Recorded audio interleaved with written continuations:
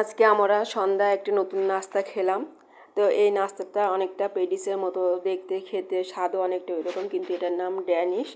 তো এটা নাস্তাটা বর্তমানে বেশ ভাইরাল হয়েছে। এই ড্যানিশটা কিনে নিয়ে এসে অনেকেই গরুর গরম দুধ ভিতরে এটা ডুবাইয়ে খাচ্ছে। তো এটা আমরাও চেষ্টা করলাম যে ডুবাইয়ে খেলে কেমন লাগে, এবং একটা শুকনাও খেলাম।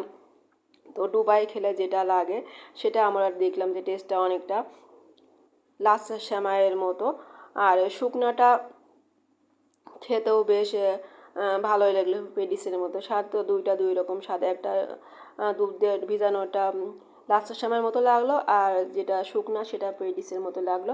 তো সব মিলে একটা অন্যরকম টেস্ট ফ্লেভার আসলো। তো আপনারাও কারা কারা ডেনিস খেয়েছেন একটা কমেন্ট করে জানাবেন। আমাদের নাস্তাটা কেমন লাগলো সেটাও জানাবেন। তো ভিডিও দেখতে থাকুন, ভালো থাকবেন সবাই, ধন্যবাদ।